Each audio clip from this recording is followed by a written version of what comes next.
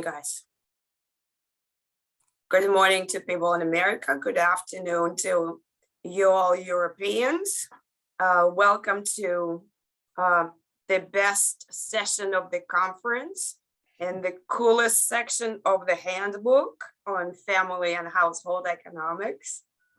We're looking forward to 6 exciting presentations today. So without further ado, I'm going to introduce Effrosyni Adamopoulou from the University of Mannheim, Germany, talking about infidelity. Thank you so much, Victoria. Let me share my screen. Let's see, and let me make it full screen. Okay. So thank you so much. Thank you, first of all, Klaus, for giving me the opportunity to be part of this exciting project. And thank you all, the organizers, and all of you that you are here in this virtual room. Today, I'm going to talk about the infidelity chapter. So I'm going to make a very brief introduction. And then I'm going to talk about empirical papers that examine the determinants of infidelity. Then I'm going to cover some theoretical models. And then towards the end, I'm going to talk about the consequences of infidelity and conclude with some suggestions of possible avenues for future research. So several aspects of human behavior that are considered to be like sociology have actually been studied by economists with the use of economic models. One of those topics is infidelity. And the first paper, economic paper, Infidelity, goes back to 1978. It's a seminal paper by Fair that actually provides a very, very simple and intuitive framework to study the determinants of infidelity. And the main idea in this paper is that individuals like variety in life, also in terms of leisure activities. So they want to spend time not just with their spouse, but also with a paramour, with an extramarital affair. The thing is that more than 40 years have passed, and although there have been some papers on infidelity, still nowadays the literature is rather scarce. And this might be due to measurement issues, due to the difficulty to establish causality, and also due to the complexity of the models that feature on the match search. So let me cover some of the literature and also talk about all these issues. But first of all, should we care about infidelity? Well, of course we should care, because it turns out that marital infidelity is actually quite widespread. So it's not that it is just the 1%. Here in the graph, I'm showing you survey data from the US on the incidence of marital infidelity. And you can see that they range between 10 and 25%, depending on the age and the representability of the sample. So we're talking about a phenomenon that is worth studying. So what the literature has done so far?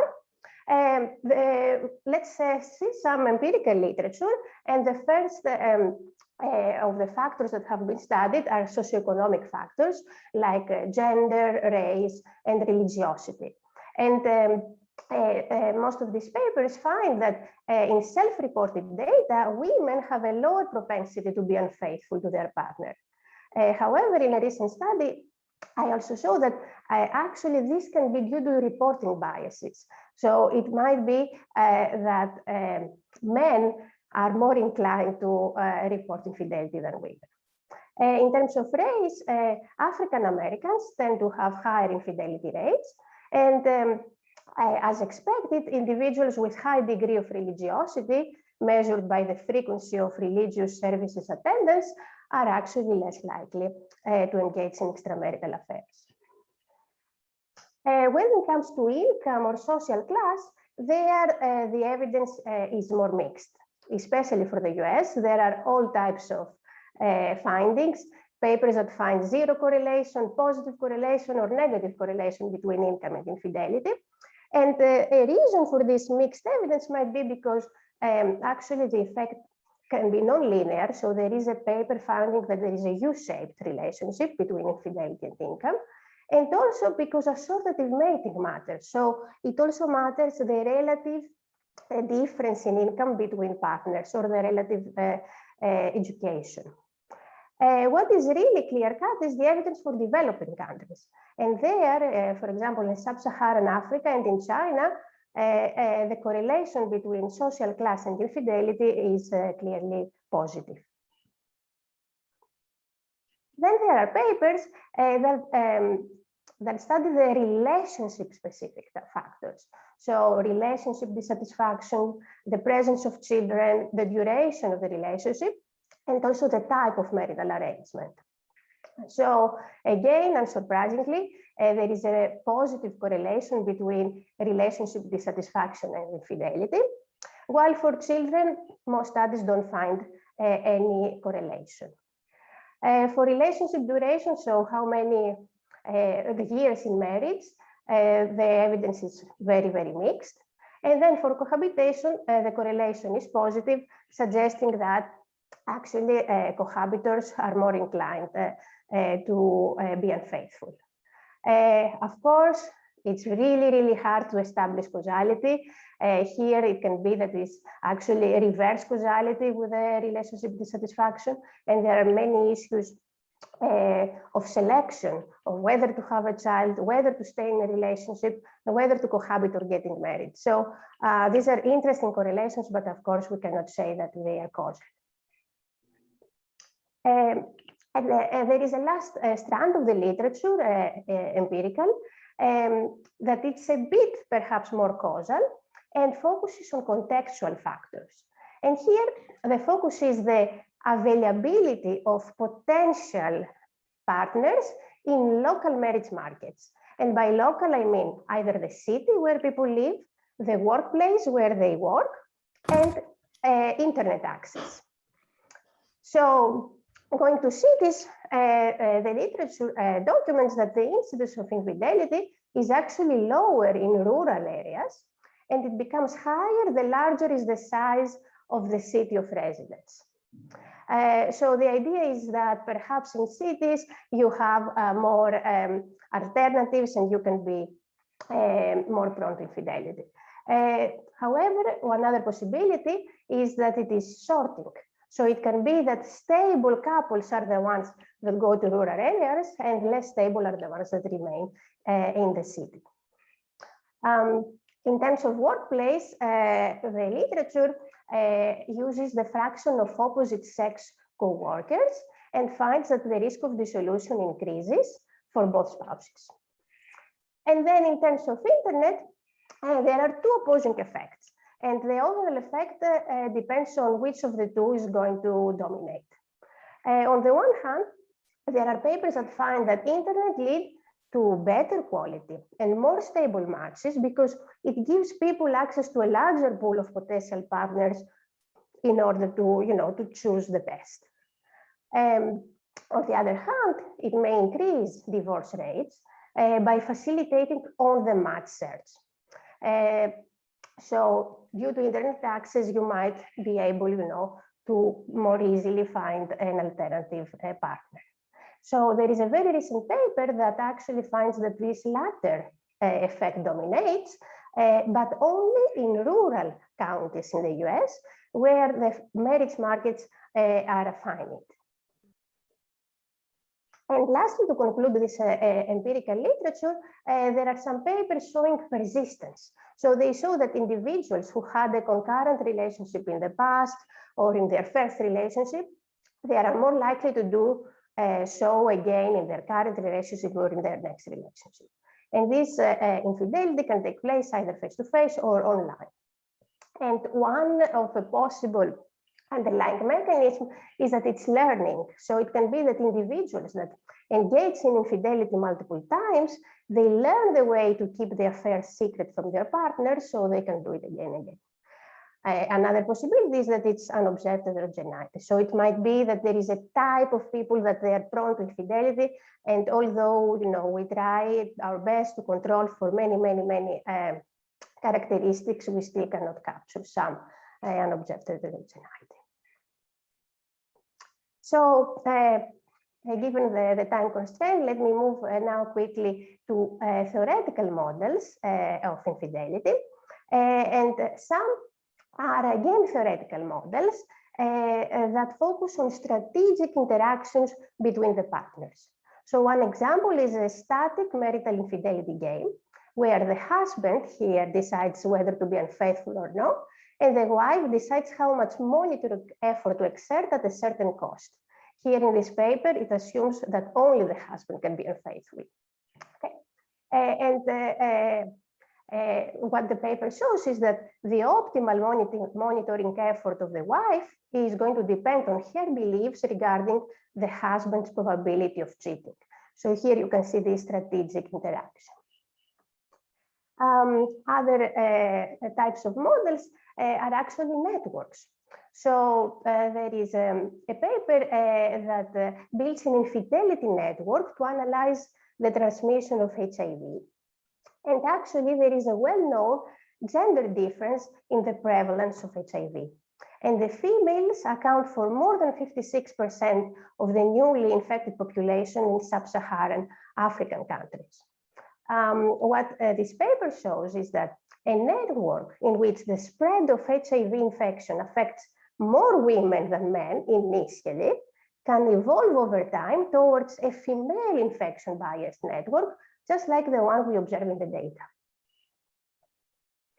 And last but not least, there are actually some very standard, let's say, macro econ search and matching models that they feature on the match search. So these models allow individuals to actually search for alternative partners while matched. And this is very, very similar to what we all know in labor economics, the on-the-job search, where workers continue searching while matched with a firm. Here, I'm just citing 3 papers. As I said, the literature is scarce. Now, all these papers show first that there are multiple equilibria when you allow for on-the-match search. Second, that instability becomes a self-fulfilling prophecy, as each partner will be more inclined to search if the other partner searches. And in the end, what happens is that there is excessive search and excessive turnover in all these models. So in the last 5 minutes, let me talk a bit about the consequences of infidelity. First of all, of course, it's divorce. And indeed, in surveys, a substantial share of divorced individuals in the US report that they had an extramarital affair, 15%, or believe that their ex-spouse had one, 40%. And in general, in these surveys, infidelity is the most frequently reported cause of divorce. And of course, we know that divorce can affect negatively children's welfare. And there is a very well-documented gap in test scores between children of married and divorced parents.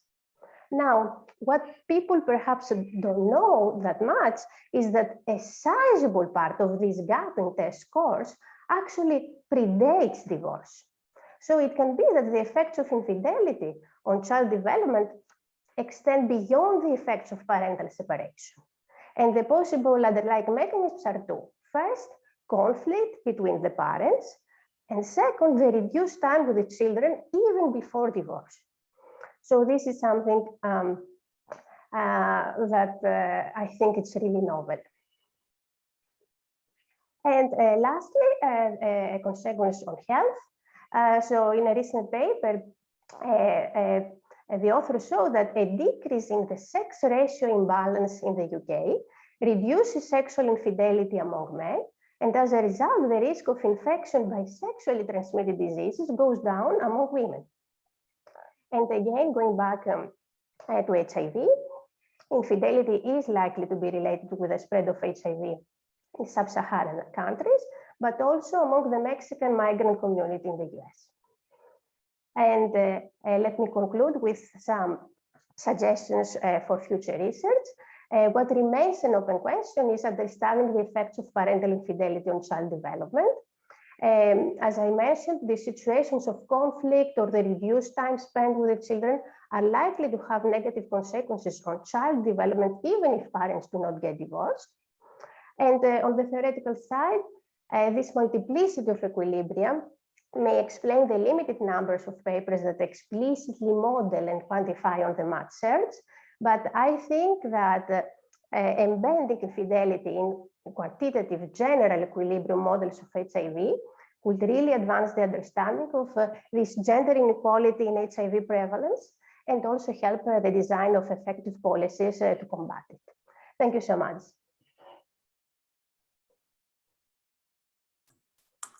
Interesting questions.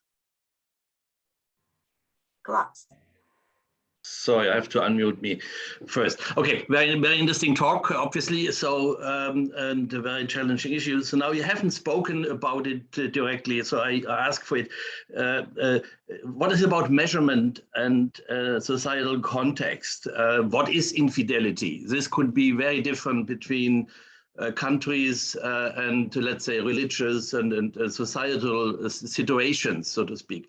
Also, what is it purely sexual and in what context then? And second, is it also not sexual? Could it be different, just not cheating your partner in non-sexual ways, which could be also it. What is the literature doing in this context? And also the type of infidelity, if it's sexual, could be, let's say, a deeper relationship with somebody else, or it could be just a visit to a prostitution. That's to a prostitute. That would be a different type of infidelity.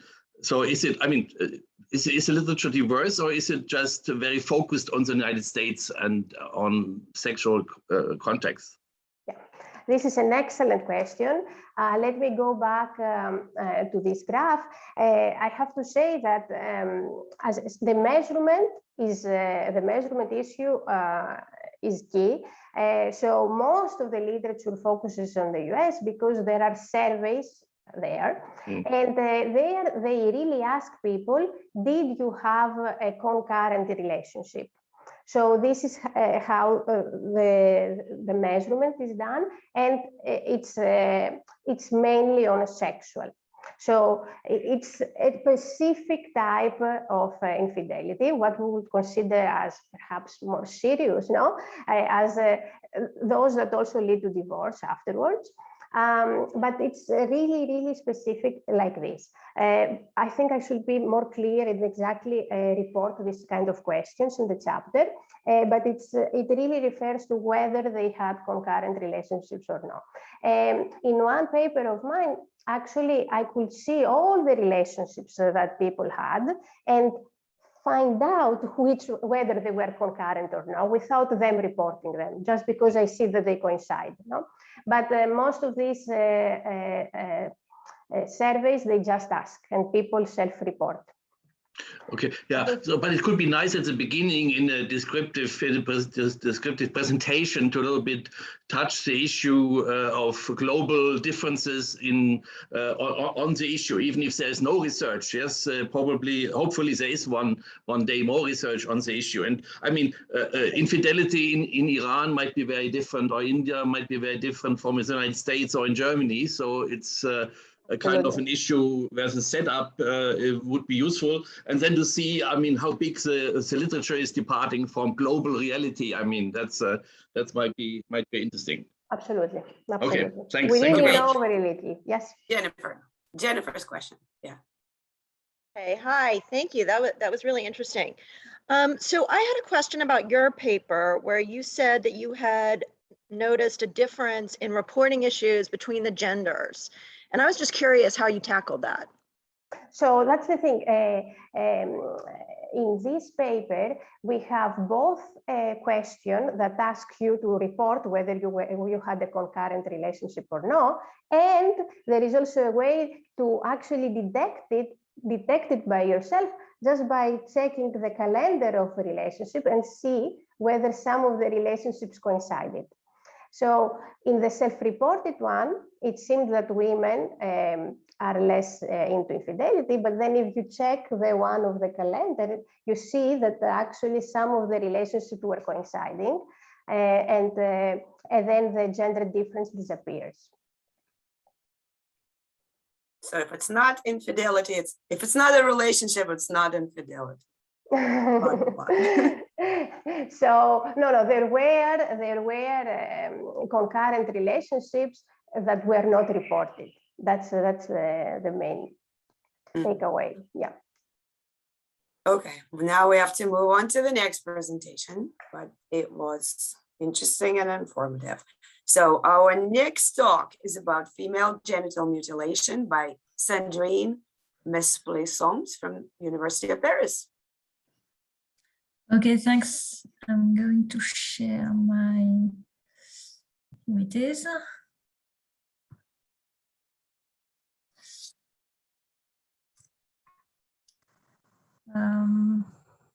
Sorry. Do you see my slide? Okay.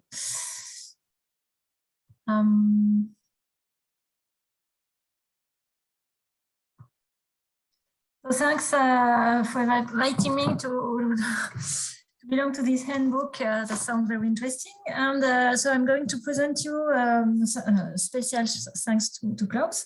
And I'm going to present this chapter about female genital mutilation, origins, and I call it origins and mechanism. So first of all, I would like to talk about what is female genital mutilation. It refers to the partial or total removal of the female external genital or other injury to the female genital organs. It's well known that FGM is associated with high health risk during the procedure, but also it induced quite huge problems, health problems arising over a lifetime of the women who have been cut. FGM is internationally recognized as violence against girls and women, and it has been defined as one of the violations of human rights. Even this international, even the fact that a lot of international organizations fight against this practice, there are a lot of women who have been cut in the world. Here are the figure estimated by the UNICEF and UNICEF mainly. So 200 million women and girls in the world have had their genitals mutilated, and it is said that around 70 million girls are at risk of being cut in the next decades. And UNICEF and the United Nations Fund for Population argue that COVID crisis could have increased the risk of 2 million additional cases of FGM due to the disruption of ongoing programs that fight against FGM. So female genital mutilation concerns mainly girls and women living in Africa, in the Middle East, but also in Asia, and also in northern countries, due to the fact that some immigrants hail from FGM practicing countries. More particularly, I think about Malian coming in Europe, but also Somalian or Eritrean people who came recently in Norway or Sweden, for instance.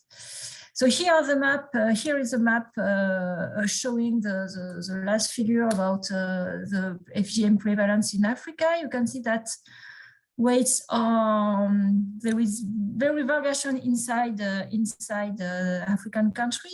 Some of them have very few prevalence rates. For instance, you don't see, but for instance, in Ghana, it's 4%. In Cameroon, it's 1%. But on the other hand, we have almost an universal prevalence. It's around 19% in Mali, around 100% in Sudan or Djibouti. So we could ask why economists are interested by FGM. So there are several reasons I listed in the introduction of this chapter. The first one is due to the fact the health effects of FGM are likely to impact additional educational attainment, labor market participation, and women's productivity. So it could induce gender inequality in terms of economic outcomes. The second reason, but saying that, it's true that actually there is no, as far as I know, there is no economic research that investigate these relationships between economic or social educational outcomes and the fact of being cut. The practice is often, the second reason is because of the practice is often associated with the marriage market, as we talk about this, the marriage market in the previous presentation. And it's a subject of interest to economists because marriage market induce cost and benefits, etc. And FGM is one of the costs or benefits to get married. And the third one economic focus is social norms and how they emerge and evolve. And many scholars view FGM as a social norm whose main aim is the moral control of women's sexual activity. So there have been quite smart theoretical models that models FGM as social norms, considering the marriage market model. Okay. So in this chapter, I talk about origins, measurement issue, economic model of FGM utility, presenting theoretical model and the empirical check. And the last section is about how to fight against female genital mutilation and do this public policy fight, are this public policy effective in fighting FGM? And then I conclude with some proposals to future research. So about origins, I talk about the historical roots of FGM, knowing that there is no unique reason of this practice, but it's used to the most common. Most of people say that the origin belong to the Egyptian country, to the Egyptian period when it was one way to control for slaves that coming from Black Africa, and this practice have been spread to other African countries and also in Asia, mainly due to the Red Sea slave trades. So there have been a very recent paper co-written by La Ferreira that investigated empirically this correlation, this causal impact between slave trades in Africa and the prevalence of today of FGM, or more particularly of infibulation, that is the worst practice of female genital mutilation. And it's a quite smart paper that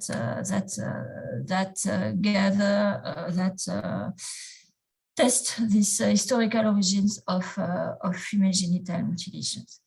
The third part of this section about the origin of female genital mutilation is about the terms used by the concept, and I thought that it was interesting to report that at the beginning of the when anthropologists and international organizations aware about this practice, they named this as a female circumcision, comparing with the male circumcision, and there have been feminists coming from African countries, but also North countries, who defend the fact that female genital mutilation can't be compared to male circumcision. So I found very interesting to explain how female genital mutilation terms have been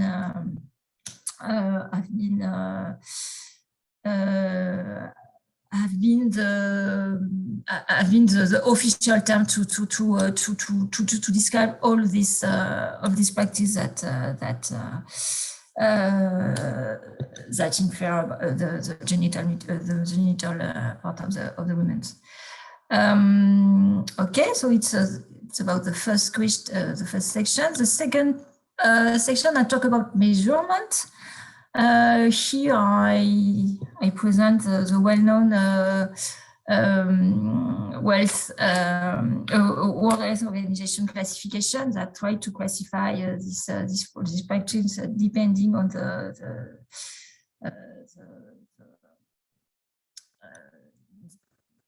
different practice of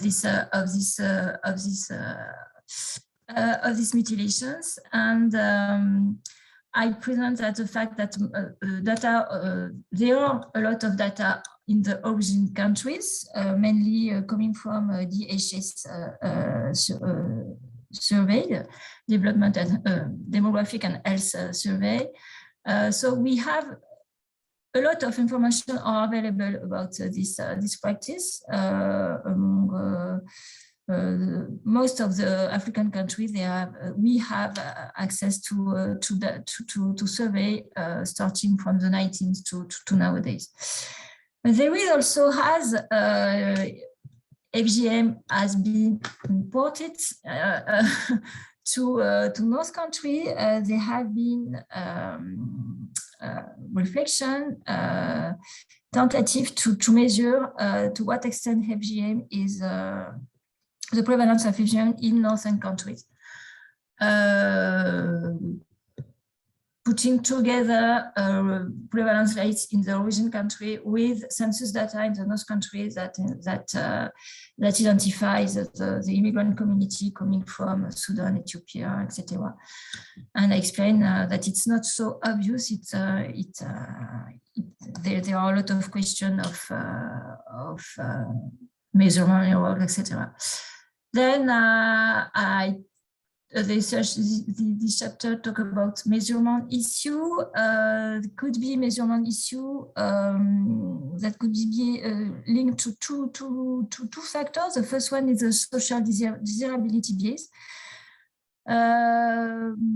That could be have an impact positively or negatively on the measurement of prevalence rates, as some studies have shown that, more particularly in Sudan, if I remember, that women overestimate the fact that they have been cut because they want to be in line with the social norm of the country.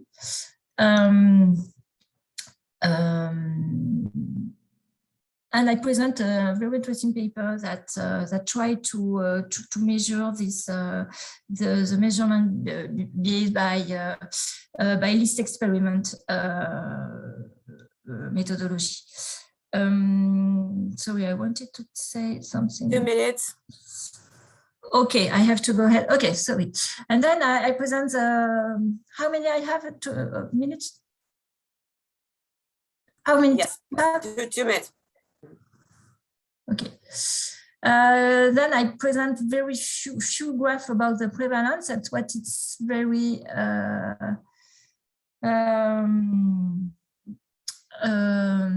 these graphs are very pessimistic, but because you can see that the prevalence rates of FGM by cohort, and you can see that except in some countries like Burkina Faso or Central Africa or Kenya, in all the countries there is no difference of prevalence rate between the youngest women and the oldest ones. So it seems that even political intervention that try to fight against this practice, there is no evolution. How I can come back, I don't know. Okay, Sandrine. And then I present economic model of FGM, so I don't have a lot of time to present this, but there are more or less three kind of explanation, of economic explanation of FGM, even if this explanation are not exclusive. The FGM is a control of a woman's sexuality for the benefits of men. So there have been an empirical tentative to test this, a paper who presented quite recently, who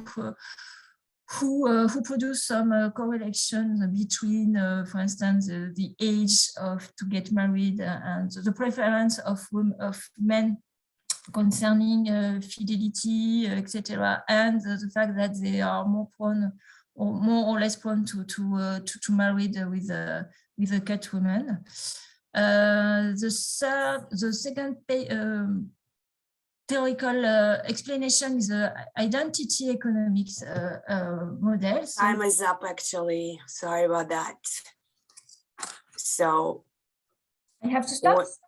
We got to stop. Yeah. Okay. Because other people have to. So let's have a look to my chapter. It's a very interesting issue, and there is a lot of future research to be done on this subject here. So, any questions? Sorry, I finished. Mm-hmm. Yeah, any questions?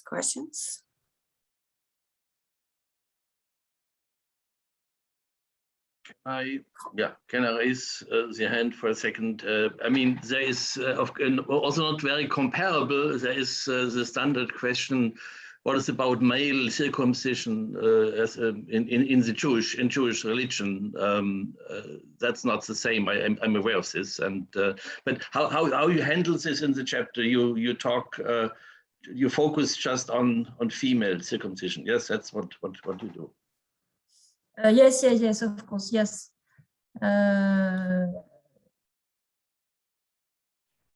Okay, so that's fine. The answer is yes. Not the same. Male circumcision is not seen as an issue. It's not. It's totally different because it's not. It is totally different. Act. Yes. True, but well, it also affects the human rights of people. They're often not asked, or normally not asked to be done. Yes, but there are more health-related advantages of this, and this is not the case in what you're doing. So it's a very different topic. You have not been asked to look into the Jewish issue, but I'm just asking. I'm just asking because some people raise the issue in this context. Whether this is also a challenge, yes, and Jews would typically say no, yes, and the question is, okay, how do we want? Is there any kind of academic judgment on this? I'm not aware about this kind of academic research, but perhaps they exist. I don't know. Guys, just talk. Don't wait for me to call you. Just start talking, Jennifer. At 5. Oh, okay. So I just wanted to jump in because actually my sister used to work in this area as a lawyer. So she did a lot of research on this. And I think one of the issues, Klaus, is that I think there are a lot of health issues that come out of this. So for example, I think it makes childbirth much more dangerous. And so I think that for males, generally, I think the consensus is that the health is at least, you know, neutral or positive, whereas for women it's negative. Clear. Yes, yeah, it's true that they induce higher mortality at birth, etc. Okay, last question. Yes, very, very quickly, Sandrine. I was just wondering whether there is any information, any data on this kind of immigrants from these countries that live in Europe and whether they do it as well there. I didn't understand the last part of your question. Is there any information whether this kind of practice is done also in Europe from immigrants that come from these countries? Normally, in all European countries, this practice is forbidden. So, yes. So the practice, if the practice has been done for to very young girls, it has been done during holiday when they came back to the country of origin. No, because perhaps it will help. I don't know, identify the social norm. But yeah, it will be interesting to know. I know it's very difficult. Well, I have seen remarks in the newspapers or so that it's also practiced in Europe. Yes, not only, I mean, in Europe, and I think somewhere you write it too. So isn't this the case that we in France in the 19th there have been I don't know how to say in English.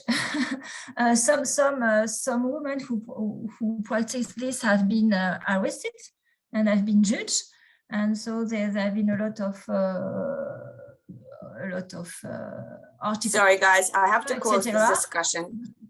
But because looking at the timing, nowadays I don't know. I think send the comments to the authors directly, and the authors probably consider mentioning the issues that are raised here in the handbook because they're interesting issues. Okay, so our next presentation is from the true experts of time use surveys. So the most prolific writers in time use literature are José Alberto Molina and José Ignacio Giménez-Nadal. Okay, thank you. Thank you, Victoria. Good afternoon, everybody. First of all, I want to thank Klaus for this wonderful project. I'm very happy to be part of this project, this handbook. And also I want to thank Victoria for inviting to write this chapter. So, and I'm going to share my screen. Now, can you see it? Yeah. Okay. So, well, in this chapter, well, this is a joint chapter with Juan Carlos Campaña from University of Nebrija and Alberto Molina from University of Zaragoza and IEDIS and ISA, right? So in this chapter, what we wanted to do is to do like a research on how time use surveys are, well, the thing is in Europe and in the US, time use surveys are very well developed. They have been developed for many years. And we wanted to analyze how in other parts of the world these time use surveys are developed, and the state of this time use survey. So we have chosen to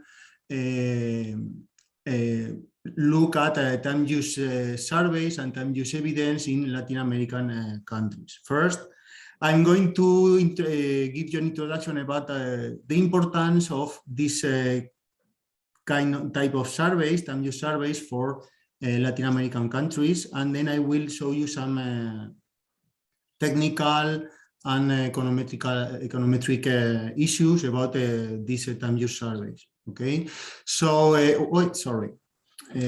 time use surveys have been developed to aid in the analysis of the time allocation decisions of individuals, and especially these surveys have been used to compare the gender gaps in paid work and childcare. And you can find a lot of research for both United States and European countries, where you can find comparisons about how much time men and women devote to paid work, childcare, and even leisure.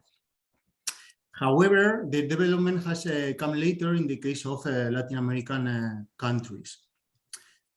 Recently, researchers and policymakers have analyzed the existing differences between men and women, gender gaps, so showing that men spend more time in paid work, while women spend more time on unpaid work and childcare activities, child and adult care activities. So time use surveys in these countries have filled an important gap. As a technical instrument, I aim at providing arguments and supporting political claims for the exercise of women's rights. So in what we do in this chapter is we offer evidence of the situation of men and women in Latin American countries with recent research using time use survey information.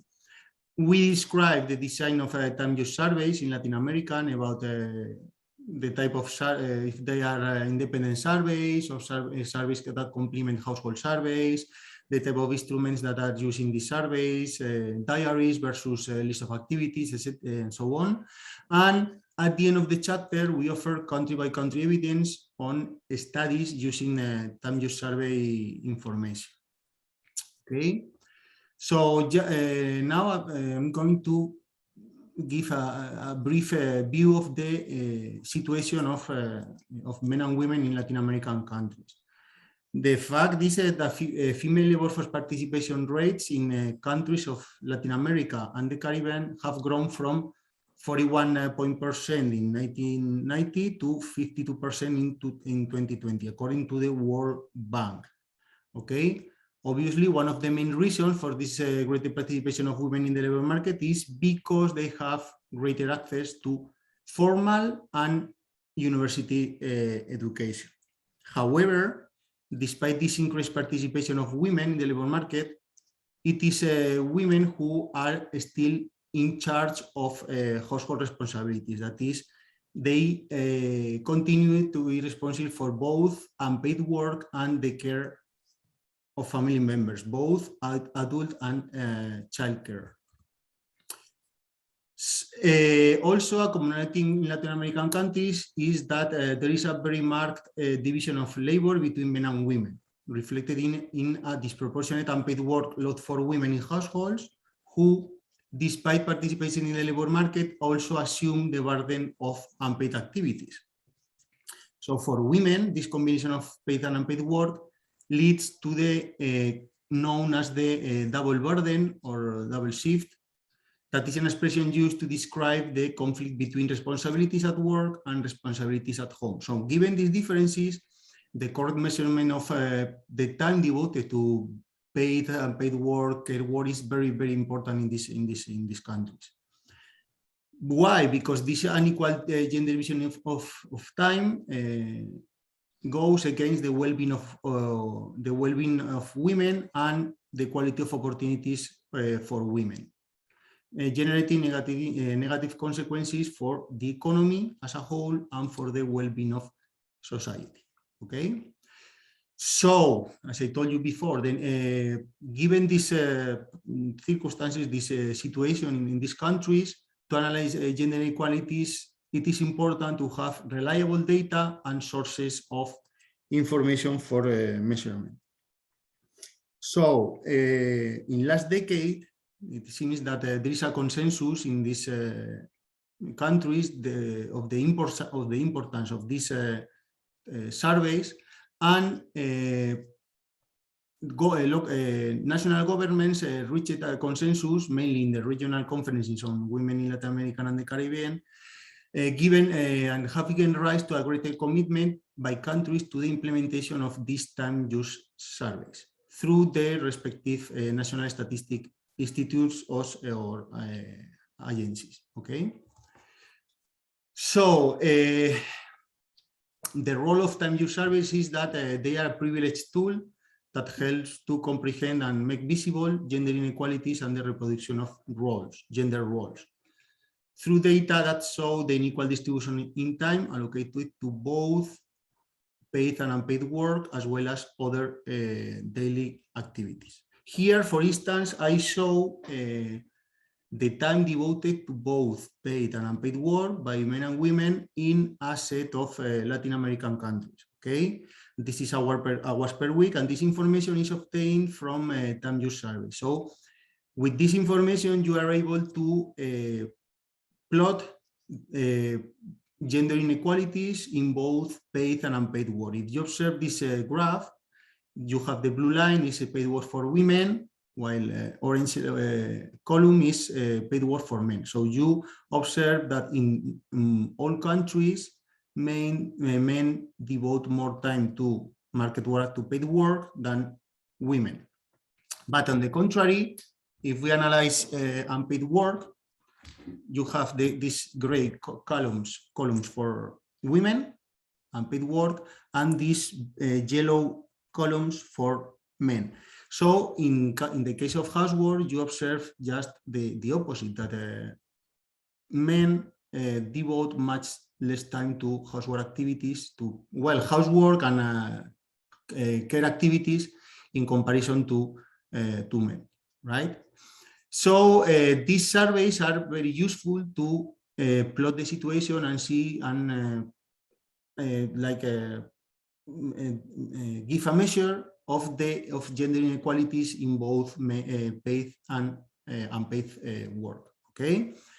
So regarding the implementation of these time use surveys in this current context in Latin American countries, there are two ways: through the modular approach of household employment surveys, that is, in household employment surveys, special modules are incorporated to measure time use time allocation decisions of individuals. Okay, and the second approach is the use of independent time use surveys. Both methods have pros and cons.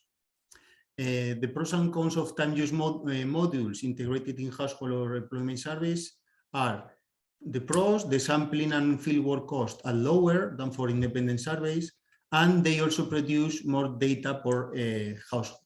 Okay. About the cons, the complexity of the fieldwork inherent in the greater volume of data, because you have more data, so you have much cost of processing the data.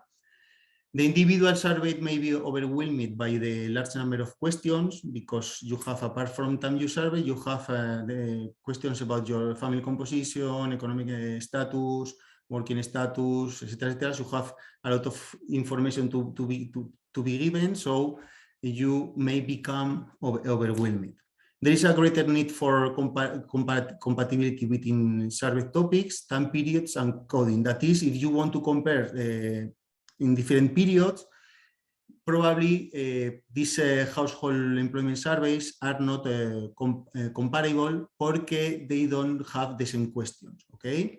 And the dimensions of time use can be buried under the multitude of questions addressed in the survey. Okay.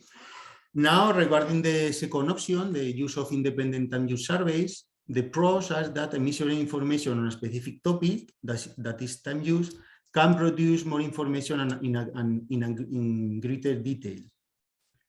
Also, the processing and quality of the data can be more clearly focused on the specific measurement of time use. In this sense, these surveys, independent surveys, reduce the possibility of survey fatigue because you have less information to give. Okay. About the cons is that time use surveys depend fundamentally on the cost and financing of their implementation, which limits the possibility of maintaining the periodicity. In fact, the American Time Use Survey is the only survey that I know that is done every year. Since the 2003, you have weights for all the years. In the rest of the countries, in the world, I think that these time use surveys are implemented every 5 years, maybe in France, in the UK, in Europe, and also in Latin American countries, the periodicity is about 5-6 years. Okay, so the problem is that they are not the cost of implementation, which limits the possibility of maintaining their periodicity. Okay. About the instrument for the measurement of time use allocation decision of individuals, you have two options: the diaries diaries. That is, you are, if you are selected in this time use surveys, you are given a diary where you have to record for the full day, 24 hours of the day, what you have been doing. Like I was cooking from 8 to 8:30. I was cooking, or I don't know, doing childcare, whatever, right? While you have a second option, that is the list of activities, where you are asked about how much time you devote on a given day to cooking, ironing, working, whatever, right? So in this, in the diary version, the 24-hour day is used as the basic unit of measurement. 2 minutes. How many? 2 minutes, warning. Okay. So Eurostat recommends the use of diaries with intervals of 10 minutes. And the list of activities implies that the survey is pre-coded in blocks of activities according to the classification criteria adopted. So in 14 countries, here you have the list: Argentina, Colombia, and so on. A list of activities are used, while Bolivia uses a diary. Brazil and Argentina initially used a diary for the survey, but their latest round has changed to a list of activities. Okay. Regarding this list of activities, the classification activities used in most Latin American countries is either ICATUS, International Classification of Activities for Time Use, or CAUTAL, Classification of Time Use Activities for Latin American and the Caribbean. The ICATUS is prepared by the United Nations. Well, I'm going to skip this part because you have this technique, this description in the chapter. The ICATUS is prepared and revised by the United Nations, and the CAUTAL classification adapts to the specificities of Latin American and Caribbean countries. In this sense, the structure of CAUTAL is more synthetic than that of ICATUS. Okay, so here I have a table about a description of what countries are using each list of activities in the different surveys. For instance, Argentina do not use international classifiers. Brazil, in the 3 time use surveys for these years, they use ICATUS. Costa Rica CAUTAL, and so you have a description of the list of activities used by the different countries in the chapter. Okay. About the econometric strategy, there has been an important discussion as to which model gives better results. Mainly, there is two options: OLS models or TOBIT models, right? Time use surveys, normally, when you are doing time use research, you normally use OLS models, that is, these linear OLS models. Although, from my own experience and other researchers have found that the results when you used OLS models and TOBIT models are comparable. I mean, the conclusions are similar, right? So at this point, pues maybe it is better to use the simplest econometric method, okay? Sorry, the time is up. We need to just 20 seconds. Yeah, and just to finish, in the last part of the chapter, in the last section, we offer Latin American time use evidence about what studies have used independent time use surveys. Okay, so here you can find a list of research using time use surveys in the way of independent time use surveys. Okay, so here you have a list. I have here several papers, and you have Amarante and Rosell, Salvador and Alban, and so on. Okay, so that's it. Thank you very much. Questions to the expert. So I am going to, okay. And if you have questions, just start talking. Don't wait for me.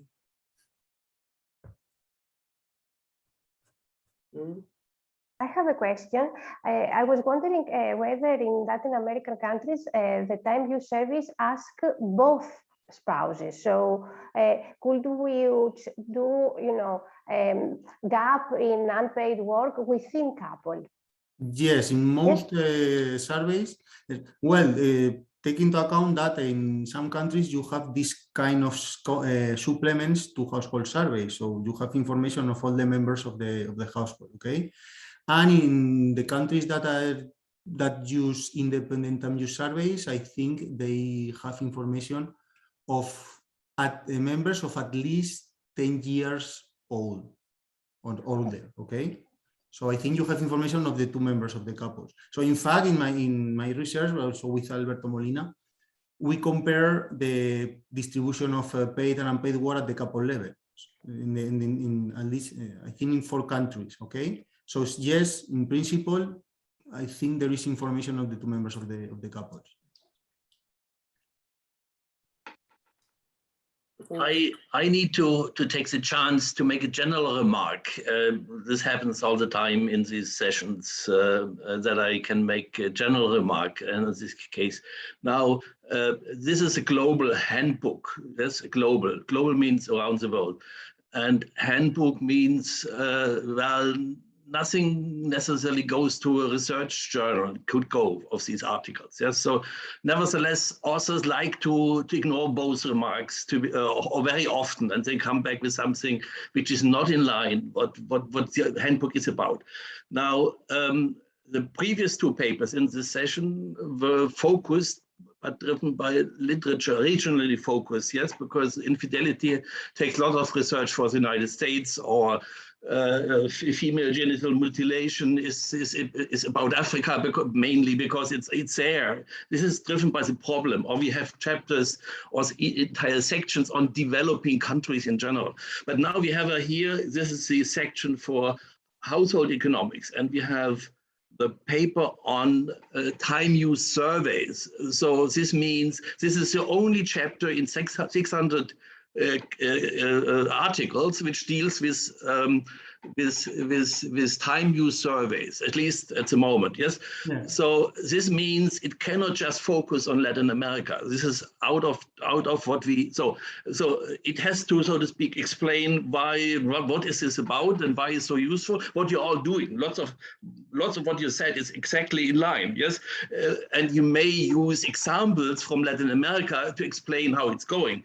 But to say this is the time use survey now on Latin America would be not good. Yes, that would be not what we can accept at the moment. So I will look into it. I haven't seen your chapter yet personally, so I will look. I eventually come back and tell you what we can do, because I know you have already submitted it. Yes, and so I have to talk with Victoria, how we both interact and give you constructive feedback.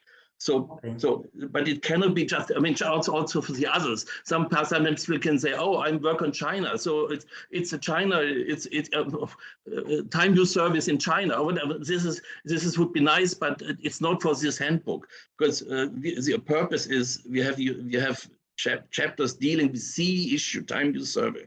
So I mean, there's lots of responsibility. The literature is immense, yes, around the world, yes. And you are the person who should judge the state of the art in this area. That's how the definition of the project is, just to make it clear. Okay. Yes. Okay. Okay. Thank you very much. Okay. I wish we had time for another question, but we don't. Sorry, Sandrine. Maybe ask your question to the next presenter. Okay. We have to move on to the next talk, which is on an exciting topic of food, household food expenditures and diet quality, by Benjamin Sheridan from Colby College. Benjamin. All right, thank you, Victoria. I may receive the same comment that was just received, because I mostly focus on food expenditures, federal policy in the U.S., but we'll, yeah, I'll just share my screen and we'll go from there. Perfect. So, yeah, just to sort of get started, we're thinking about household food decisions. And I think in general, we sort of approach this from, we make these decisions without often thinking very much, multiple times a day.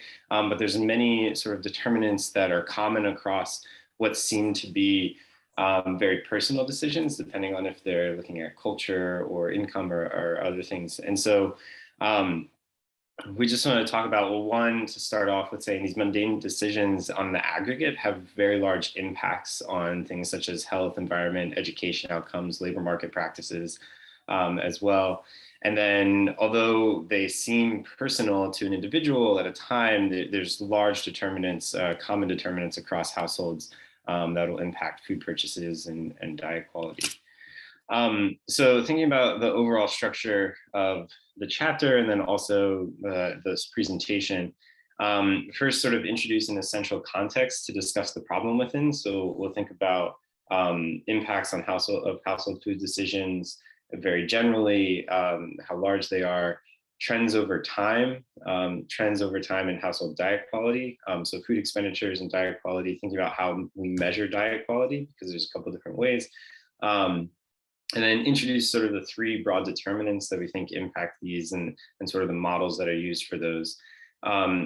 We'll talk about time again as the second one, but sort of impact of income price changes, federal food assistance in a way to manipulate the income constraint, time allocation. So most federal policy and other things sort of impact simply the income constraint, but obviously time allocations within a household can significantly impact household production as a whole, but in particular food production. And then the food retail environment and how we think about measuring that, how we think that plays into the relationship that households make with their food purchases. So just sort of starting in the impacts of household food decisions, I mean, within the US, we have obesity rate 35%, diabetes 9.2%. These have major impacts in terms of medical expenses and lost income, impacts on sustainability, thinking about the current global food system. Clark et al. In a very recent paper noted that it would prevent meeting the main Paris climate agreement goal, even if we eliminated all fossil fuel emissions. So the food system obviously playing a significant role in sustainability goals.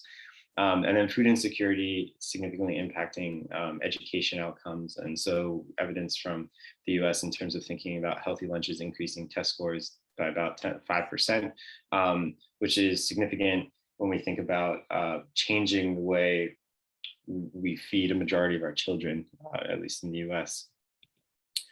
And just very quickly moving through the context of these things in terms of food expenditure trends, over time, the nominal amount in both food at home and food away from home has been increasing. We also see it's a little bit difficult within the gap closing. And so moving around sort of 2010, we see people spending an equal amount on food at home and food away from home. In terms of the share over time, that stayed relatively flat. And a little bit of that is akin to if you adjust these in terms of not nominal amounts, but real amounts of expenditure on food have stayed relatively the same. And we see expenditure shares on disposable personal income, staying about the same on food as well. But the composition of those expenditures has been changing over time, mostly shifting from grocery store purchases to two other outlets, those outlets being food away from home, both in terms of full service and limited service. So we can see upticks in our full service expenditures and limited service expenditures, and also all other. So shifting to more specialty stores in food at home, and then shifting from food at home from grocery stores to full and limited service. A lot of that has been noted in terms of time spent in paid work, but right now we're just looking at the trends of those things. So household food expenditures have been shifting. We also in this chapter talk about measuring diet quality, and the trends in sort of diet quality. So at least within the US, the sort of gold standard in measuring diet quality is the Healthy Eating Index, and this is a 100-point score in the adherence to the federal dietary guidelines. There are plenty of other alternatives to measuring healthy eating. Many studies sort of think specifically about produce expenditures or servings per day within particular food categories, both in reduction of, let's say, sugar sweetened beverages, or also increased consumption in leafy greens per se. But the Healthy Eating Index is often used because not only is it comprehensive across both adequacy and moderation components, but it also is a density measure. And so in thinking about if you're eating 5,000 calories a day versus 1,000 calories a day, the HEI will still apply, whereas a pure expenditure or servings count wouldn't, and be the same in terms of a density measure. And then on the right, I just have a quick graphic showing sort of average HEI scores from the US population in 2015. And so you can see highest among sort of adults and young children. We tend to focus on young children in terms of like giving them nutrition. And then during the teen years, we sort of dip a little bit, and you can think of, you know, the average teen coming home and just sort of munching on snacks that may not necessarily be directly nutritious. Perfect. Yeah, so measuring diet quality, I don't want to spend too much time on this moving forward. So in terms of thinking about income price changes, since it's start talking about the income and price changes, a lot of this is handled through demand systems. And so I've present one here in terms of the linear almost ideal demand system is very common. There are notable others in terms of looking at quantities and impacting elasticities there, versus here the almost ideal demand system will look at prices to determine elasticities. And then within this, sorry, the little notes there, but within the log of price, our price index, there are also multiple price indexes here that are used depending on how we think. Normally the separability assumption holds, whether we think strong separability, weak separability, all these different types of assumptions that are put into the demand system. Most often it's weak separability, which is that within a commodity group, the marginal utilities across commodity groups do not impact the marginal utilities within a commodity group. And then I have the three sort of restrictions placed on this demand system for it to reach estimates in terms of our adding up. This is just that most of the data will be presented in shares, and so the shares need to sum up to one, and shares need to offset each other. Symmetry is also very intuitive in that if we're thinking about meat, if pork and beef are complements, are substitutes, then beef and pork should also be substitutes. So the first part of this chapter introduced the most commonly used demand system to think about impacts of price changes and impacts of income.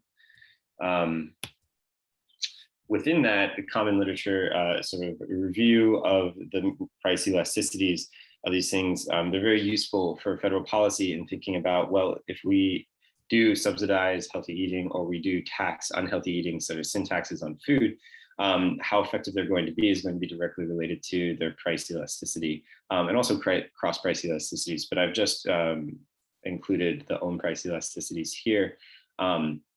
So from the meta-analysis, looking at this, we have good news, I suppose, with soft drinks being at the top. So the sugar sweetened beverage taxes. There are other papers, significant other papers there showing that it does decrease some consumption, although the impact of those is disproportionately on sort of lower income households. And then some maybe other good news in terms of, well, not so good news if we were going to subsidize healthy eating. We have vegetables, fish, these types of things with relatively inelastic, well, they're all inelastic, but relatively inelastic to other food. Perfect. And then quickly touching on federal food assistance, maybe I'll get a slap on the wrist, as this is particularly with the U.S. But thinking about it, it's large, and in that last bit of the chapter, thinking about the benefit mechanism and how that is impacted by thinking about how it impacts food security in terms of increasing the income constraint, and how those marginal propensities to consume are slightly different through a benefits program than they are through pure income. And then use that as a segue to move into the two other determinants, because we see SNAP increases decreasing food security or food insecurity, but don't actually impact diet quality all that much, because there's likely two other determinants constraining the diet quality decision. namely time allocations and the food environment.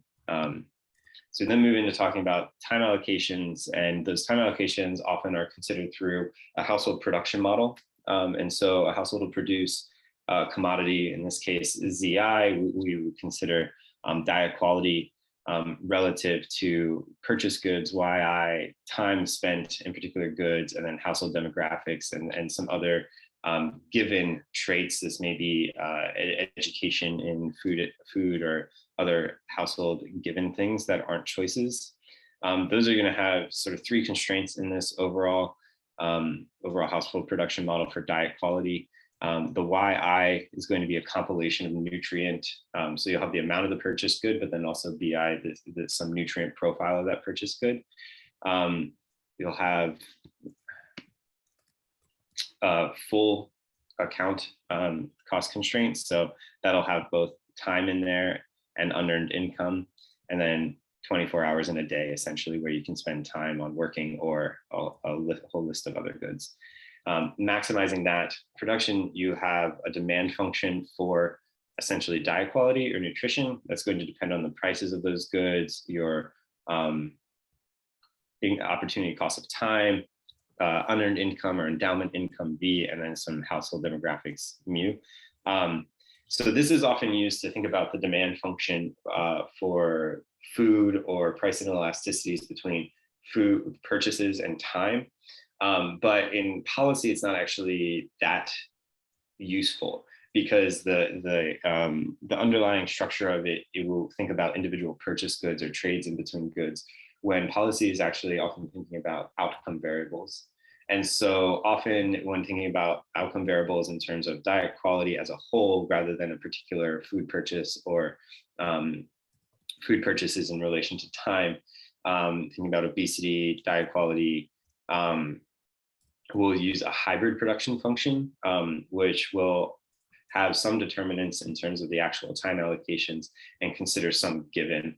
So that production function, instead of being unconstrained, can be thought of as conditional or a short run. Less than 2 minutes, okay? So you know. Yeah, thank you.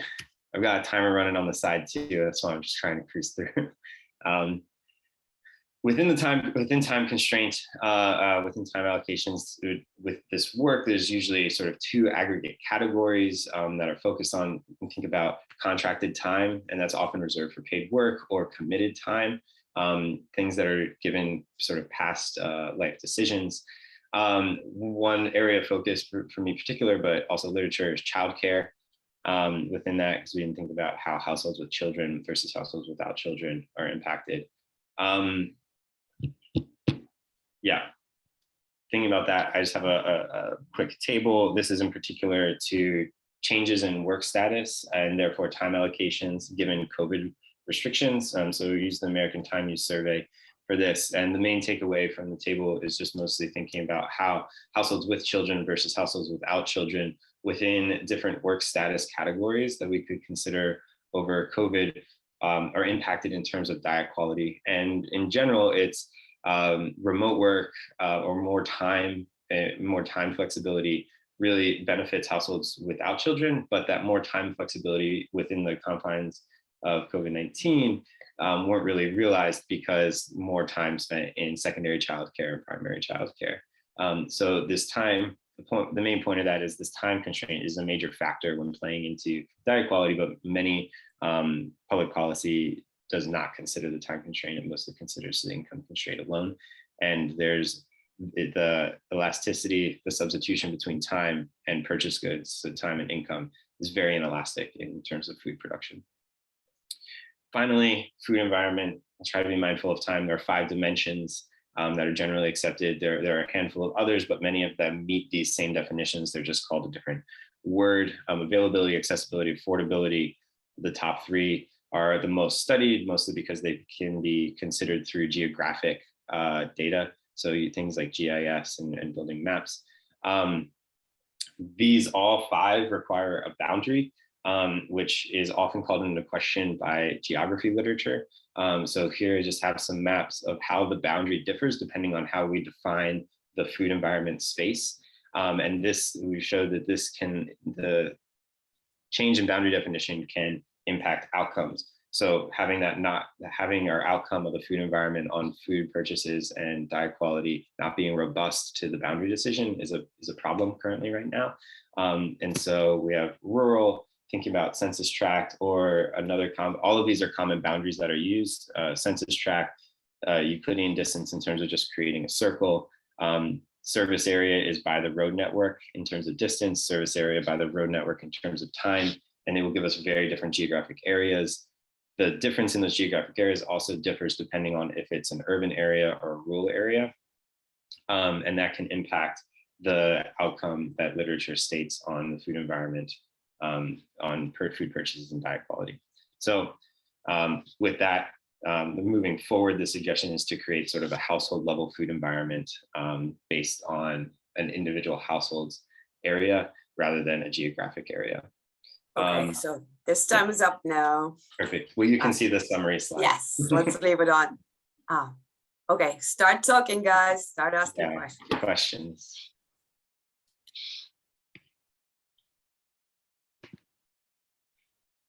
Well, let's have Klaus speak up, right? I don't have to, because I made the general point I made already in the last round.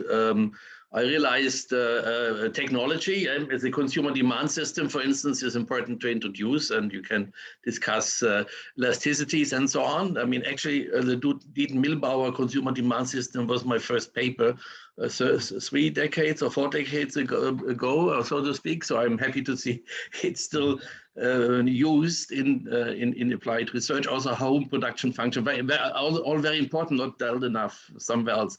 So bringing the analytical tools on the table to analyze your concrete question would be important. But then I think it's also important to compare what your message is with also maybe with other countries, so to speak. That is something which should be of interest to see whether there is some general wisdom we can tell the world.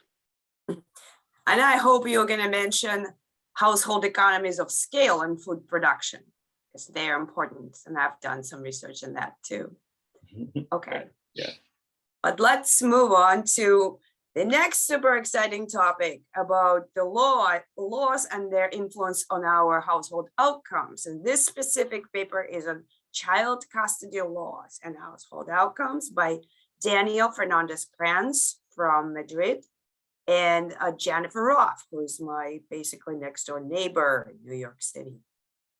The floor is yours. Great.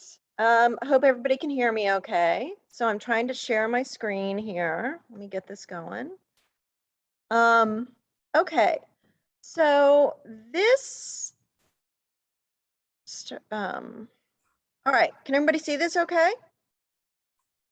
All right, great. So I have 15 minutes, right? Okay, great. So this is joint work that I did with my co-author, Daniel Fernandez-Kranz, who is actually here, so he can jump in and make points or point out things that I'm missing. So this is joint work that I did with him on child custody laws and household outcomes. And in this, we're really trying to cover the literature here in terms of, there are multiple strands of the literature. First of all, there's a very wide sociological literature and just kind of broad literature on cross-sectional or correlation type work on the effects of parental custody on child outcomes. So you have that, and then you have more empirical work that is really more the sort of work that economists are used to doing, where we're trying to look at legal variation in custody laws in both the US and Europe to look at how those affect child outcomes. All right, and so there has been research from before that was really mostly focused on the US. There's been more work recently using variation in Europe. And so I'm going to spend some time talking about that. And then finally, the paper also talks about this theory literature, which is really interesting, but kind of very separate from the empirical literature, which kind of looks at the fact that there are efficiency problems. There's a contracting issue with assigning custody, in the sense that everybody would be better off in some sense often if you could make a decision before starting your marriage that was binding about what the optimal custody was. But I'm not going to spend, depending on how much time I have, I'll spend some time talking about that. Okay, so this is kind of the overview of the handbook chapter. The first thing that we cover, and this is, I think, maybe the most useful part of the chapter, is we talk about the relevant data that's out there on child custody laws and variation in custody laws. And I think this is the most interesting and relevant part of the chapter, because this is actually data that one could use to fill in some of the gaps on what we know about household outcomes in child custody. So I'm going to talk a little bit about the relevant data first, and then I'm going to spend some time talking about the empirical work that has used that data, and that is going to cover both the US and Europe. Unfortunately, Klaus, I don't think I can get global with this, because I don't think that there is data, you know, once we start talking, at least not that I know of, once we start thinking about like other continents besides the US and Europe, I mean, besides North America and Europe. Anyway, and so then in the handbook, we discuss theory a little bit, but I might skip that. And then finally, we talk about like future directions where we think there could use to be a little more work. All right, so as far as the US data goes, most of the US data, or all of the US data that I'm aware of, actually uses this state variation that varies over time in the legal treatment of custody. And so beginning in the 70s, a lot of US states started to shift away from this presumption that the mom would have sole custody towards the best interest of the child. And what this meant was that there was often a move towards joint custody. And this joint custody, though, and there's state and year variation, and we're going to see in the next slide this variation. And it varies from, it started changing in the 70s and it goes all the way through the 90s. So this is very useful variation for identifying any effects of joint custody. But there is an issue with using this data, which is that as far as the US data goes, it's really not clear whether this joint custody means joint physical custody or shared parenting, or does this mean joint legal custody or both? And really, it could be either as far as the US goes, right? So it's just involves, it could be either one. So here is the data, the US data that has been used, and Hala in 2013 used this, and then a bunch of others have used this data. And so Hala started out using data that had been put together by some legal researchers, Brennig and Buckley, and then he kind of added on to this to find states that had passed laws that were friendly to joint custody. So here you can see the variation. And it starts in like, you know, you can see there is variation starting in 1973.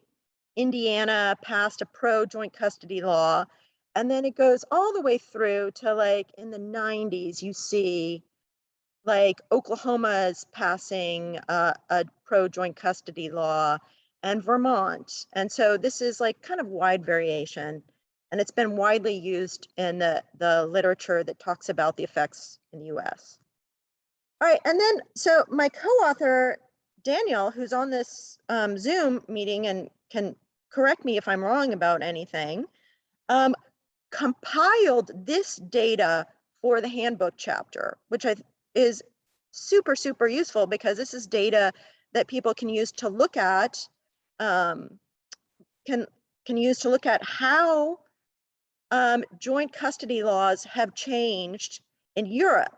And these are really more kind of, as opposed to this being a joint legal or physical custody, this is really focused on pro-joint physical custody laws. So you can see there have been some changes in Europe And those have gone all the way through, with some countries still not having any pro-joint physical custody law, to others starting to pass them in the 90s, and it going all the way through to this last law in Slovakia that was in 2010. All right, and then there's other very useful variation in pro-joint physical custody laws that uses variation within countries in joint custody laws over time.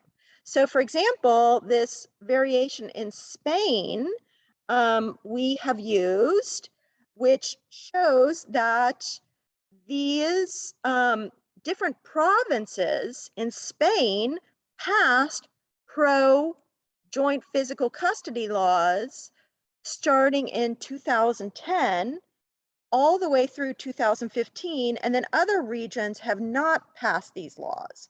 So this provides like a really nice set of variation to look at how these changes in joint custody laws, which in turn have led to a very large increase in joint physical custody, have affected child outcomes. So there have been several papers using this variation. And then there is also a variation within the UK. And I have to say, I don't know of any papers that have used this variation, but it might be interesting to see some.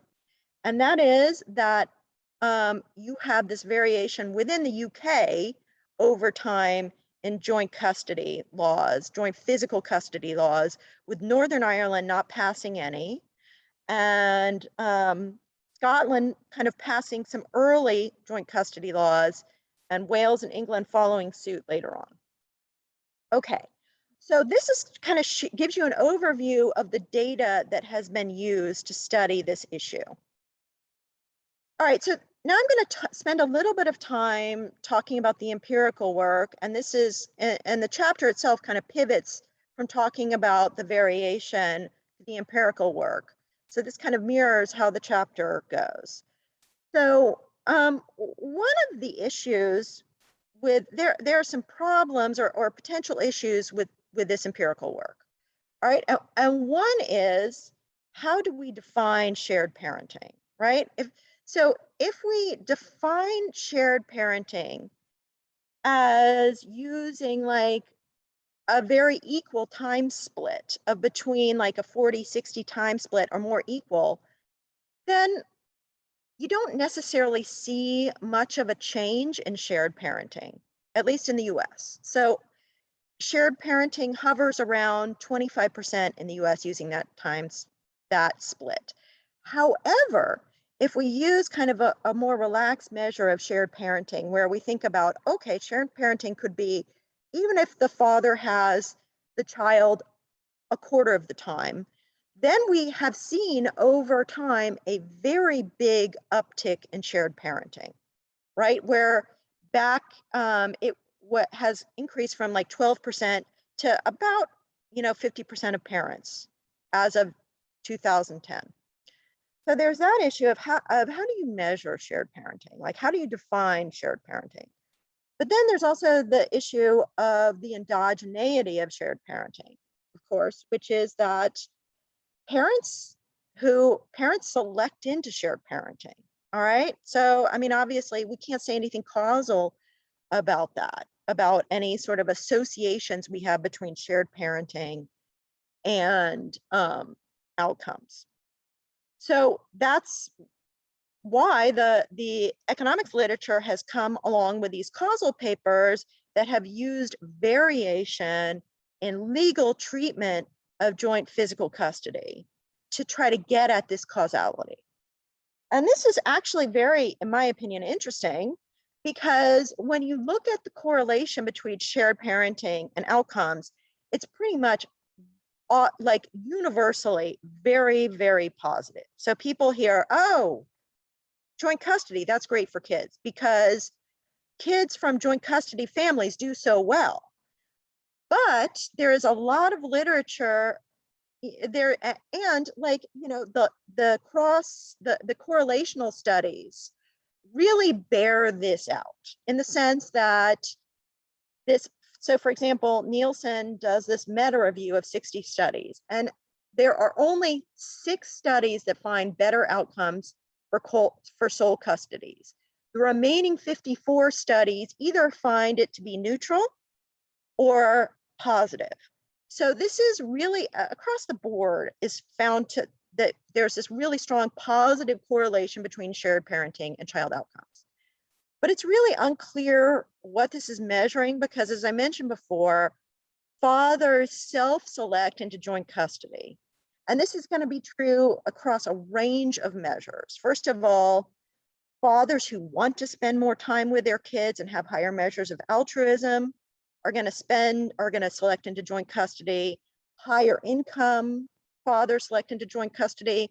And there have been studies that show that document that the fathers who do select into joint custody are generally more highly educated, they're from higher socioeconomic backgrounds, and the parents have less conflict in general. All right. So it's no surprise that we see these positive outcomes. All right. So the next question is, then if we try to look at causal effects of joint custody, where we use this variation in custody laws to see what the effects are, then we start to see very different effects. So the first thing I'm going to focus on is these causal effects of joint custody on marriage, divorce, and fertility. All right. So if you think about this, it really makes sense that, okay, when you change joint custody laws, that is going to likely increase men's expected utility from marriage because it gives them more control over children or the public goods of marriage if something happens and there's a divorce. So it increases men's utility from marriage. All right. It also increases the incentive for paternal investment within marriage, right? Because you have the ability to maintain some control over this shared public good. So there have been relatively few studies that look at how this might affect marriage and divorce and fertility. And the ones that do show that this move in state joint custody laws to joint custody leads to an increase in marriage rates by almost 10% in Hala's study by the last year he looks at. So it's a pretty big increase in marriage. And he explains this by saying that that men are kind of the ones that are preventing marriages from happening. And so when you increase their expected utility for marriage, it's going to increase marriage. All right. So he finds that.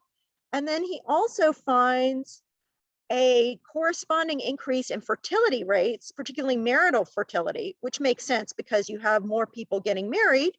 So more people are getting married and having children. All right. And he also finds really big effects of fertility, with fertility up almost 12% among these older women who are exposed to the treatment.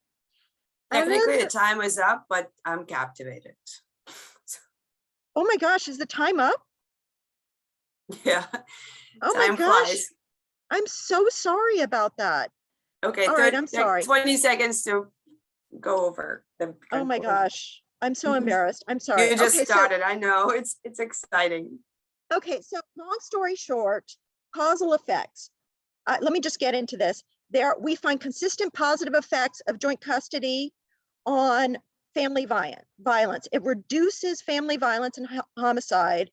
It increases women's labor supply in marriage, and it has negative effects on children's educational attainment and labor market outcomes.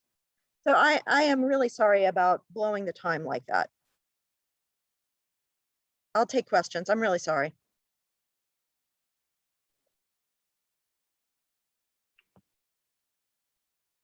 Ask. Can I have a question. Just, I mean, I'm sure you would have covered it if you didn't have to jump to the very end, but can you speak a little to the mechanism about the negative effects in point 3? Okay, so I think that so some of the possibility is that there's joint custody leads to more bargaining power in men among married couples. And so I think one of the mechanisms is that men often have shown to be a little bit less altruistic and have worse outcomes in families when they have more bargaining power. So I think that that is one of the possible mechanisms. The other possible mechanism is that there is just more time, like you have comparatively more higher quality women, and that they have more, and that there's a substitution between time use between men and women, and that they lose time with these higher quality women. And as a matter of fact, I've done some research on this area with my co-author Fernandez-Kranz, who's on this Zoom, that finds that might be a mechanism that leads to worse outcomes, that there's a substitution between high quality moms and maybe not as quite high quality dads. Next question, quick. Can I ask a really quick follow-up then? Just, is there any, in terms of, so like focusing on the parents, is there any thought about how the child's behavior changes under joint custody in terms of like the child having increased bargaining power now that they can like separately bargain with parents, and the parents might want to sort of be the good parent to the child? Is there any in that direction rather than the parents alone? Oh, that is so interesting. No, but I think that would be a really cool paper. But yeah, so I mean, I really take a look at the chapter. Like, there's some really cool research, and I'm disappointed I didn't get a chance to cover it. I apologize. And I think there's really good variation here too that could be used. If I may add something to this answer. So when we look at this question, using the Spanish data, we look at drug use and relationship of the children of divorced parents with mom and the dad. What we find is that there's a reduction in drug use, and there's an improvement in the relationship of the children with the father. There's no effect with the mother relationship with the mother, but there's an improvement in the relationship with the father. Causal to the causal to the custody laws. Yes. Right. Interesting. Okay. Unfortunately, we have to move on unless Klaus has a couple words on this. Go on. Okay. Then let's move on to another super exciting and somewhat mysterious topic: economics of marriage bars. I can't wait to find out what that is. And it's by Irene Mosca from Maynooth University and Robert Wright from Glasgow. Yeah. Can you see me? I will start. Okay, I think the previous participant is still sharing the screen. Possible? Oh, I'm sorry. No problem. Yeah, okay, so.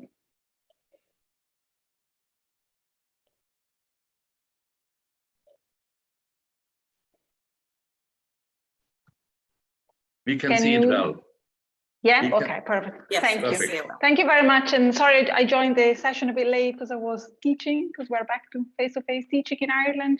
And yeah, this is more of a mysterious topic. It's about marriage bars. And this is a joint work with Robert Wright in the UK. So the structure of the presentation will follow the structure of the chapter in the handbook. So first of all, I have to tell you what a marriage bar is, because maybe you have never heard of this. And so I'll start with the definition that a marriage bar is the requirement that women working in certain jobs must leave that job when they marry. Okay, this is the definition. So a woman is working in a certain job, and when she marries, she has to leave that job. That's a marriage bar.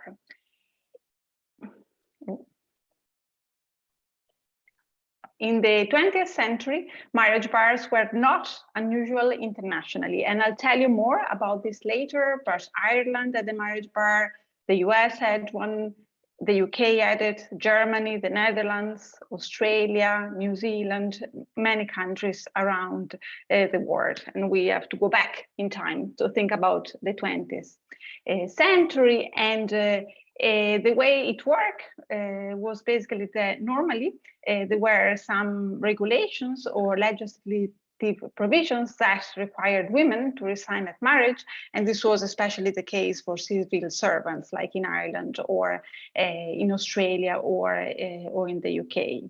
So there were real laws or regulations that provided this, but then what we discovered basically when we were working on this is that then there was quite a large spillover effects to jobs not strictly covered by the marriage bar. This basically means that very often also private sector employers, for example, who didn't have to adopt a marriage bar, they still adopted it because, you know, the government was using it for civil servants, so they were allowed somehow to impose it as well.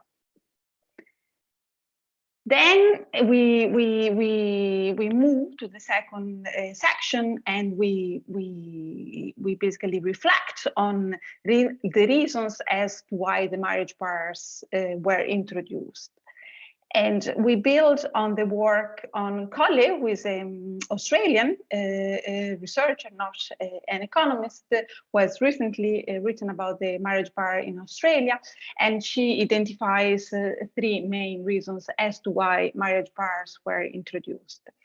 The first one is around individual needs. So the idea was basically that married women in employment restricted opportunities for married men in other households or for single younger women. So for example, this was the case especially in periods of high unemployment, so and in teaching. So for example, teachers had to leave the work when they married to give space basically to younger single teachers. The second explanation is individual capacity, because women were often perceived to be less reliable or less flexible than unmarried women, because then they also had caring or household responsibilities. And we have read quite a few quotations from employers where they were really saying this, you know, that they felt that women would become less reliable and less flexible after marriage. That's why marriage bars were useful. And the third explanation, which is more an economics related explanation, is organizational needs. And this explanation has been used by Claudia Gold in the US and also Cohn and other economists. So they basically say that the marriage bar was a socially acceptable way of terminating employment of young women whose wages would eventually exceed their addition to firm revenue.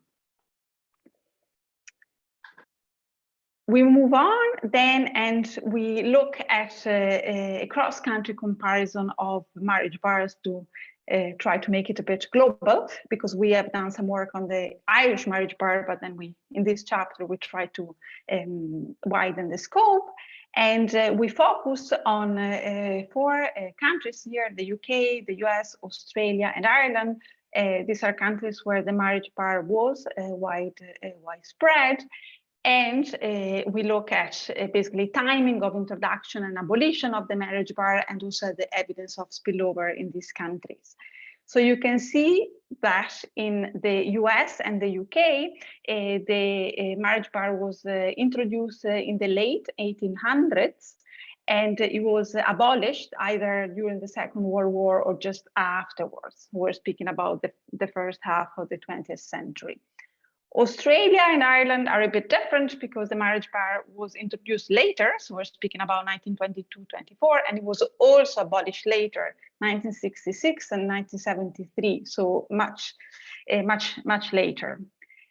Is there evidence of spillover effect? Yes, there is in all these countries. So, for example, we know that in Ireland, also most banks and financial institutions at the marriage bar, and also Jacobs Biscuits and Guinness Brewers, very large private sector employers had it.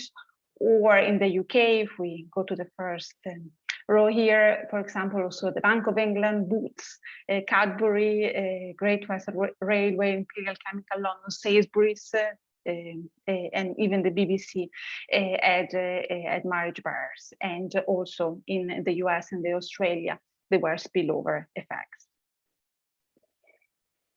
The last section of the chapter then reflects on the impacts of the marriage bar on the behavior of women. And why are we saying this? I think it is clear by now, or at least I hope, that marriage bar is effectively a form of institutionalized gender discrimination. So because of this, one can expect that the introduction or the abolition of a marriage bar affects the lifetime earnings of women. So if this is the case, then maybe we can also expect that introducing or abolishing a marriage bar would affect women's decisions, for example, relating to employment, relating to marriage, so whether she marries or not, or the age at which she marries, if she does, and also decisions related to educational attainment or to investment in education more broadly. So what we do in the chapter, then we try to gather some data and some evidence to see if the marriage bar then did affect women's decisions. And I have two graphs here. There are more in the chapter, but I don't really have time, I think, to go through them all. So the first one is about marriage rates. So we have, again, our four countries: Australia, Ireland, the UK, and the US. In the vertical red line indicates the abolition of the marriage bar in that country. So, for example, 1966 in Australia, 1973 in Ireland. And then marriage rate is measured as marriage per 1,000 population in Australia, Ireland, and the US, and slightly differently in the UK. So maybe we could expect that after the abolition of the marriage bar, the marriage rate went up massively. If we think that maybe women were avoiding marriage when the marriage bar was in place, and we don't really see this in these graphs. Maybe in the US we see a spike in the marriage rates after the abolition of the marriage bar, but also this is just after the Second World War. So we also have to think, about the broader context. So we don't see much. The other figure that I'd like to show you is about trends in educational attainment, because maybe we think that women were investing less in education when the marriage bar was in place, and they invested more after the abolition of the marriage bar. Here we have, again, the four countries with the red line indicating the abolition of the marriage bar, and for Australia and Ireland, we have a proportion of people aged 25 and above, with tertiary education. For the UK, percentage population aged 18 to 20 in full-time higher education. For the US, percentage population aged 25 and above completing 4+ years of college. So we're trying to measure high education, and we don't again see what maybe we were expecting, because you have the men or males in blue and women in black. So after the abolition of the marriage bar, the gap widened, for example, in the UK and in the US. So it didn't become smaller as we could expect, but it became wider, with men investing more in education than women, even after the abolition of the marriage bar. to conclude, I'm not sure how I'm doing with time. I hope Go it's okay. ahead and conclude. Yeah, so we can ask questions. Okay, yes.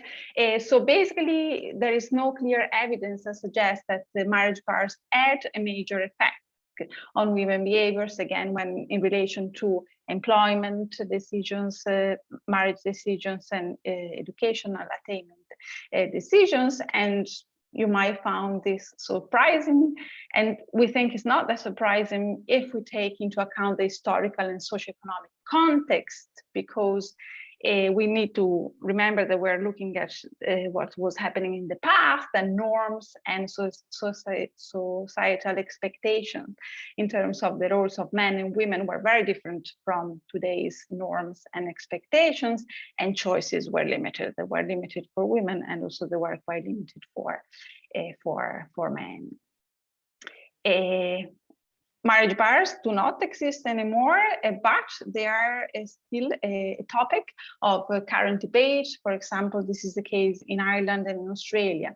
In Ireland, because women affected by the marriage bar are still alive, and many of them don't have a state pension because they had to retire very young at marriage, and then they didn't work anymore. So they don't have a state pension. And also it was recently the 50th anniversary since the abolition of the marriage bar in Australia. So there was also some debate there. And women were affected by the marriage bar are still alive in Australia and Ireland, again, because of the late abolition of the marriage bar in these two countries. So maybe they do provide a last chance opportunity to research further the effects of the abolition of the marriage bar. But ideally, one could do even more, and one could use the methods that are used, for example, in social and economic history to investigate even the effects of the introduction of the marriage bar, not only of the abolition, but also of the marriage bar, for example, through the use of data archives. So yeah, we think it's still a very important topic, and is obviously related to the discrimination. And so even if marriage bars do not exist anymore, they are still important to study. Okay, let's take a couple of questions, quick ones. I have, of course, a number of questions. Some of them I can raise here now, but yeah. So first, there are issues like the following: you are excluding Asia, so to speak. Yes, does this mean there is no case of marriage bars in legal constraints? That's how I understand marriage bars. Mm-hmm. So yeah, no, I guess, but de facto, just an anecdotal evidence. When I was once a Japanese professor decades ago, for a few months, I learned that all females had to leave work at the age of 40. So there might be a hidden marriage bar, which is. So then the other issue, even if not, so even in other countries, and then the other issue is been counterfactual. The question is, are there countries, let's say in Europe, which are similar to the United Kingdom but had no marriage bars? Was there a different kind of development that could be a way of the reference case? Comparing the other alternative could be of interest. These are just a few first questions. Yes. Yeah, Japan, I did actually read about it. I saw one paper, but that's the only paper I saw. And obviously, we could try to add more information. It's just that there's really not so much information in general about marriage bars, and at least, the UK, the US, or Australia or Ireland. There's some information, and it's also in English, so it's available to us. And I can see your point of the counterfactual. A country that didn't have it, and see how the patterns are. That's a good, valid point. I saw that Ira had a question, or yes. Yeah. So my question is: usually marriage bars apply for larger size firms.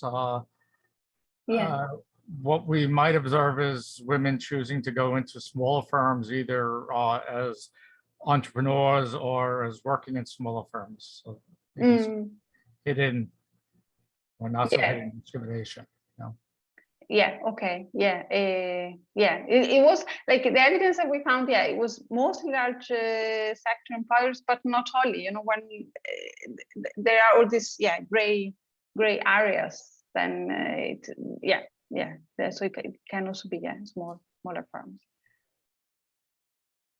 Okay, anyone else wants to speak up real quick?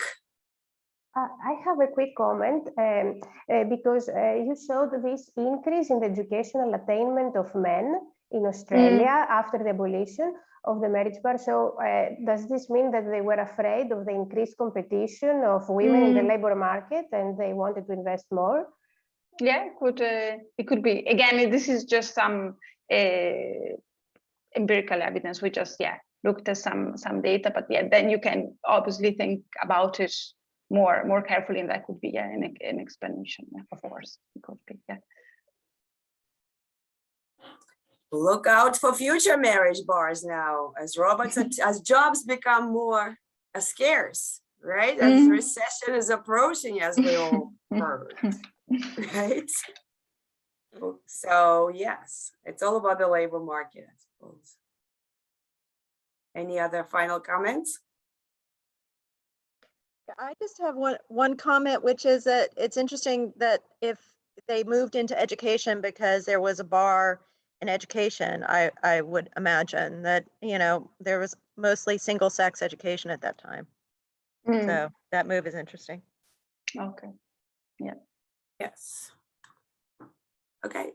I guess we're done officially. Time is up. It has been a grand success. Right? Yes. Applause. Thank you very much. Yes, you as the session chair and also all participants. Now, in a way, we will go on with similar kinds of events in the future, since the handbook has many chapters, and there is lots of need to debate across between us. Yes, then the handbook wants to influence and to shape academic debate for the future, and so exchange is very, very important. So please use the chapter you are writing or have written to exchange it with other people and get comments. And as you know, that even if you have already published your chapter, which is it's already online, so to speak, this handbook allows and will have revisions in the future, which are then the older versions are kept. So this will be a living exercise, not just something which is static, that it reflects what has happened just recently. So just give you that information. Also, if you would like to provide the chapter for free to others, I mean, you can, of course, on an individual basis, not once it's published. Springer Nature is a little bit nervous about that we cannot put it online easily, but well, on the way there, it's possible. Yes, I mean, you are invited to submit your work to discussion paper series, but as soon as it's uploaded in the Meteor system and we are under review, then it's like a journal exercise. Yes. The final product is then has to be a bit different. So we will try to give feedback as soon as possible, but you also see there are so many chapters, lots of interrelationships, which we like to a little bit explore. So sometimes we hesitate with a quick yes, just because we have to see the balance over the whole product. Okay, thank you very much for participating, and in a few seconds we move to another section. Okay, yes. Thanks. All right, stay in touch, people. See you around. Bye-bye. Thank you. Bye. Thank you.